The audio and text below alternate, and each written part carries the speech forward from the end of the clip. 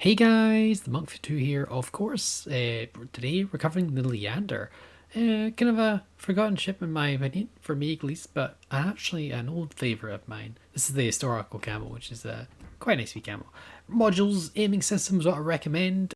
Then steering gears, because damage control is not really something you want to work for. Recommended slots, I recommend range mod, then the hull, and then the torpedoes last but not least. So yeah, that's pretty much how I'd spec it. I wouldn't recommend anything or specking really. With our build here, you have, well, just a general showcase of Leander. You've got 8 guns, which is actually the same as the Emerald, which is interesting, because you don't actually get a gun improvement, but you get them in double turrets rather than singles, because you see Emerald's got 7 individual turrets and Leander has one extra gun. Actually, one extra gun, sue me. But they're all in single.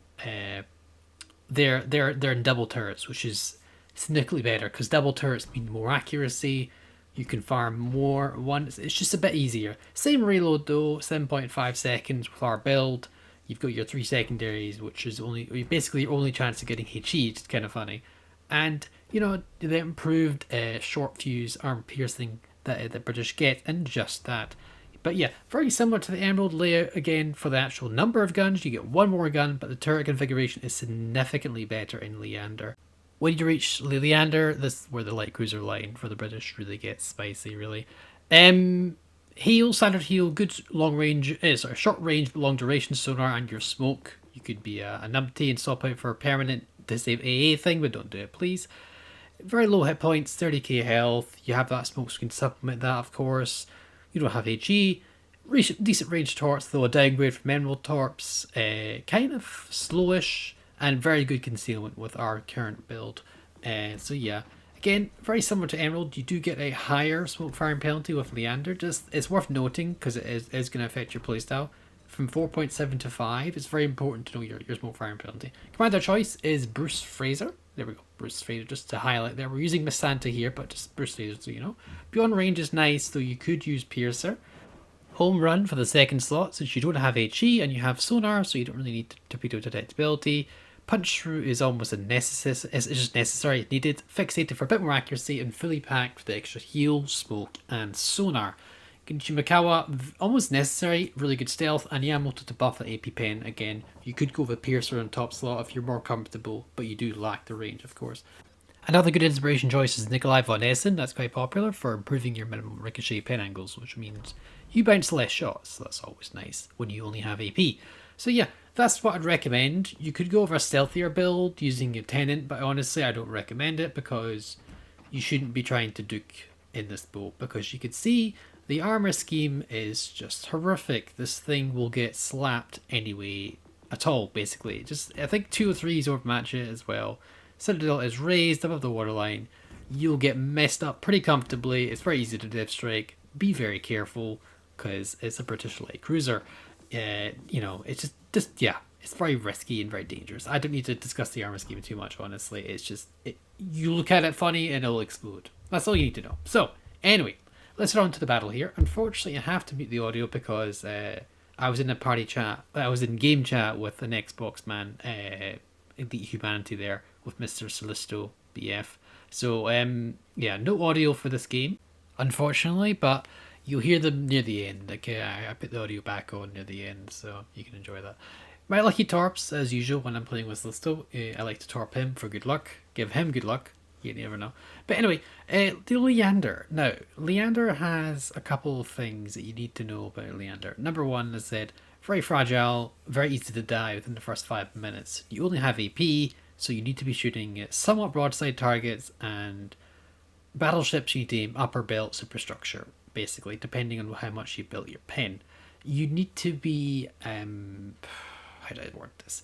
You need to be not spotted, and you need to remind yourself that you're not going to actually do a lot of damage very quickly to battleships. It's more about damage over time. You can stack. It builds up. It's white fire, but it's not like a dev strike. You're not a citadel. You can't just delete them. It's going to take some time. And as a result, you want to take opportunist shots as often as possible, firing as much as you can without getting seen. Just like that shot there over the island. That was a free shot. I'm going to take it, 100% take it, 100% go for it.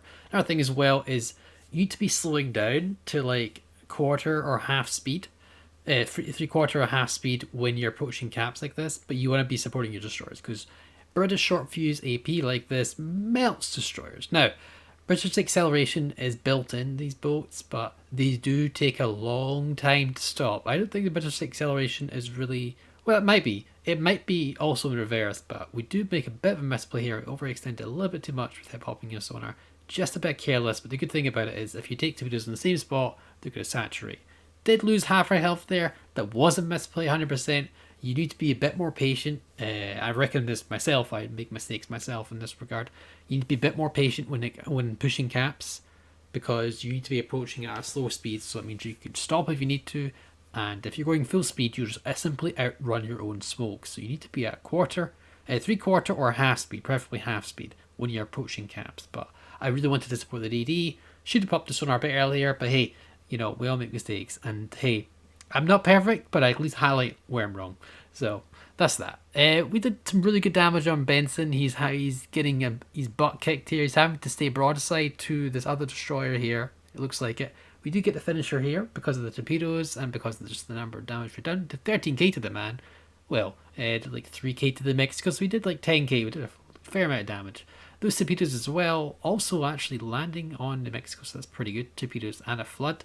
That's our only source of damage over time, unless you get a secondary hit, which is unlikely. So yeah, that's pretty good. So we do have a smoke here, and it's laid by the Benson. So that's a Benson smoke. Opportunity approaches here. We've got a Benson smoke, which is amazing. So yeah, we're going to use a Benson smoke 100%. We know he's going to be. He's in New Mexico. It's not exactly going anywhere very quickly. So we can just keep shooting New Mexico, and you can see the damage. If you get an opportunity to keep shooting, the damage adds up, and you can get some really good hits. Yeah, we want to be careful because we don't actually know the extent of the smoke screen, and we just want to play 100% safe because he could 100% death strike us, and particularly that we've taken these torpedoes early on, which means we basically turned on hard mode, because that's basically what happens when you lose health in Leander. You basically just put on hard mode. You really need to take your shots, be opportunist as hell. If you can take the shot and get away with it, go for it. But you need to be aware that you need to get away with it. You need to be aware that, can you get away with it? Yes, no. If you can't, don't take it. You need to be firing as much as possible and getting these opportunist shots. It's shooting over islands, using your smoke screen, using other people's smoke screens, using your enemy smoke screens.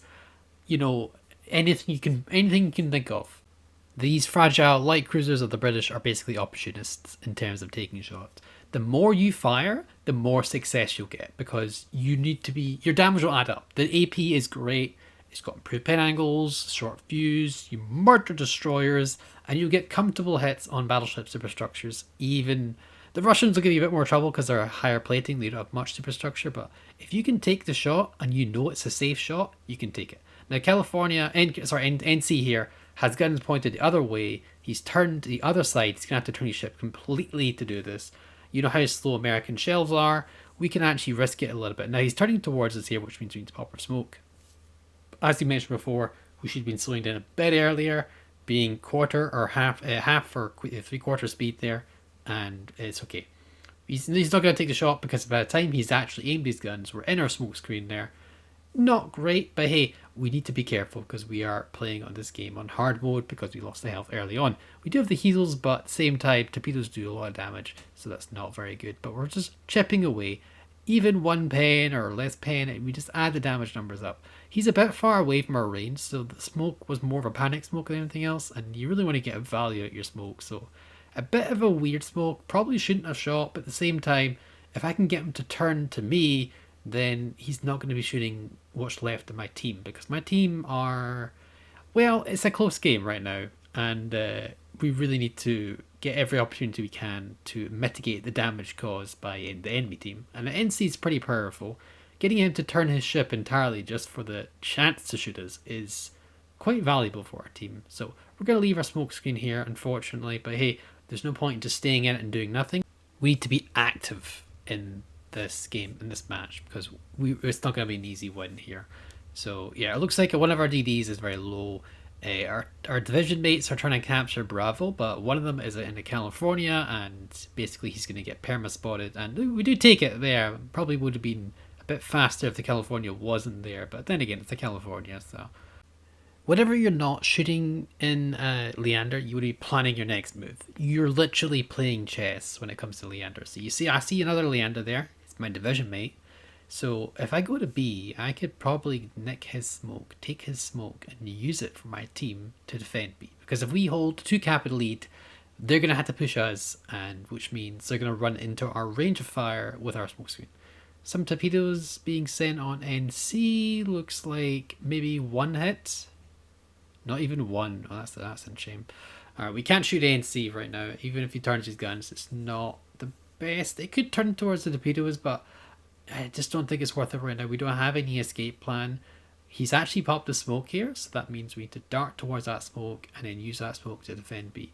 Bit of an early smoke pop, but hey, I don't really mind as long as it's a smoke, because basically what's going to happen is I'm going to get next to Leander, my legendary skill's going to activate, fully packed, which will reduce my cooldown. So by the time that smoke expires, I'll probably have another smoke ready. This is the planning. You gotta plan a little bit ahead when it comes to Leander and these light cruisers, because you need to think about, alright, so I'm gonna go on that smoke screen on B. My escape route is going left or right, and using the island cover to avoid any fire. What could possibly be scaring me and getting me out of that cap? The ACAT, the enemy destroyer there, could see. One way to find out is if I fire, I get my smoke firing penalty, which is now increased, moving up from the Emerald, sorry. It's now 5 kilometers, so I can pop my sonar and do something about it, and get one last shot on NC without actually getting spotted using an island cover.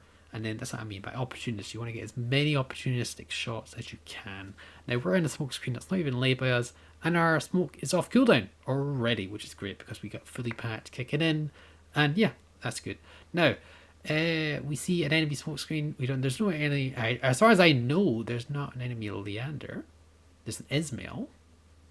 Ismail's a tough one to actually get the damage on. We've mentioned before, Russian BBs are quite a nasty counter to British light cruisers because they just don't have very much superstructure to farm, and their deck armor is pretty chunky. It's a Helena, okay. So there's no Leander, but there's a Helena. He's very low health, definitely worth popping our smoke screen here. We can farm Ismail, and we can try and get Helena. Helena, actually, we missed the Helena, which is a bit of a shame here. Ismail goes dark, which is a bit unfortunate. Looks like our division mate Leander got a little bit too ballsy there. Arizona's popping up. We're just going to shoot into the superstructure. You can still get some reliable hits, even on bow-bound targets. You just need to aim for the superstructure. Hopefully you actually get a hit in Leander, on Arizona, sorry. We got 1, but hey, it adds up. Just checking our smoke firing penalty one more time, because in case DD pushes, because I would 100% push the smoke screen if I was a DD. I believe my division mate is running sonar, that's why I'm not running it. Generally, if you're playing Leander cautiously, which you always should be, you're pretty much running sonar every time you have a smoke screen set up, so you don't get torpedoed in your own smoke. Yeah, so that's pretty much what we're doing. Ismail is pushing. He is getting very close to our smoke firing penalty, which means we're going to have to stop firing and just wait for our torpedoes to come off cooldown. So we got probably one more shot, see if we can get rid of this Helena. He's still not there yet. 500 meters to go, but yeah, we need to be careful about this. Now, we can't shoot anymore. 4.8, so he's about 5 kilometers of smoke firing penalty. We'd love to shoot and finish off Helena, but we can't do it. We just simply can't. We have to wait for our smoke firing penalty. So this Ismail needs to get away from us, and we have to try and get a position to run away. Now, torpedoes activated there. Torpedoes activated. We see torpedoes there, which means destroyers there. I'm going to put my sonar just for a little bit more range, just in case he gets a little bit closer. Looks like our division mate has booked it, and our smoke screen is running out, which is a bit of a shame. Ismail is becoming more and more dangerous, so we're going to have to try something a bit more radical, and this is what it plays when you do some madness, really. We use our single fire torpedoes, which for the British is very useful. We shoot the Helena here. If we go down, we at least take a Helena with us, along for current damage, which is nice. We're going to try and present as small target as possible. Going broadside here would probably mean our death, but going staying on is also probably our death. These single fire torpedoes really hit the mark, and there we go. We hit 2, that straight up kills them. Single fire torpedoes for the win. I find they're quite useful in those situations, but let's be real here. Sometimes when you try it, they're just sometimes too accurate a spread and you get nothing done. But hey, we'll do what we can here. So we've got 21 seconds of our smoke. We've got fully packed. Division mate is just behind it, which is great. We're going to leave our smoke screen here, so we're going to have to be careful about how we shoot. There's a way of telling. You see how that cursor is orange? It means we're not in the smoke screen, and when it's white, it says that we're being protected by said smoke screen here. It makes no difference here, or we don't have any smoke protection here, and it's gone pretty much. Yeah, there we go, because we don't actually have it. You see how it's orange there? It doesn't actually give us the buff right now, and let's go be white until we actually get a buff there. See, it's kind of like we're kind of getting it, but we're still out of our smoke screen there. We're not completely covered. Yeah, and there we go. We lose our smoke anyway. We don't have it. We have no smokes left. We're completely reliant on maybe our division mate having smoke if he does. And we just gotta try and get some shots in on Arizona. Now, if we get spotted, it's not a big deal because Arizona can't arc over the island here, and all that's left is the destroyer and the Arizona. So basically, we are free to shoot over this island as much as we can, because I don't think Arizona could shoot through the islands last time I checked. So yeah, we don't have sonar running, which is a bit of a shame. We are spotted by the destroyer, which is fine. Our division mate also tells us he's spotted, which is a bit more information. It means he's not. You could be far right or far left, but he's not straight ahead because of obviously island cover there. So that's pretty good to know. Good information we can see, and yeah, we just try and get some shots in Arizona. Well, we actually can see him now, so we can actually adjust our aim accordingly, aim a bit higher up, and get some more results here. And you can see we're firing as much as we can, getting these opportunistic shots in, and the damage definitely builds up. We've up to 83k. And oh, the torpedo's there. That's good news. It means he's on the left-hand side. We've got some potential torpedoes for Arizona here. At this point, you can go for the YOLO. If you're playing solo, I wouldn't recommend this. I would probably stay behind like my division mate's doing. But it's only because I know I have a division mate here who can stay alive, and we have 3 caps under our control, that we can do it. And the chance of me killing this Arizona might even end the game, so that's well worth it here. We do get smacked a little bit, but he is actually firing HE. So that means we actually get a lot more freedom, honestly. We can actually get our second set off. We see the DD. If we could shoot the DD, he's far more valuable than Arizona right now. We actually get a torpedo in Arizona. That's always good. Looks up the follow-up sets, getting better. We're just pumping any damage in, because just in case he has that reload popping up. Arizona's got a long reload, but we got to keep trying here. And it looks like the Bews are going to hit home. There's no point in wasting a shot right now. There we go, he's out. And it looks like it's just the DD left. Because we've been firing, it's smoke firing penalty, which means he's quite close, which is nice. And is he going to get himself spotted and give us a crack? And that is the next question on this point. It looks like he does get himself spotted here. He is a bit angled, actually. He's kind of staring on. Oh, we get a good hit. Looks like a division mate's trying to yoink it here. And oh, we pick it up with a close quarter secondary. And now I'm going to get back to the original audio after this wee quick slow-mo. Oh, funsies. Alright, I'll see you in a bit. Did you just get a close quarters cracking?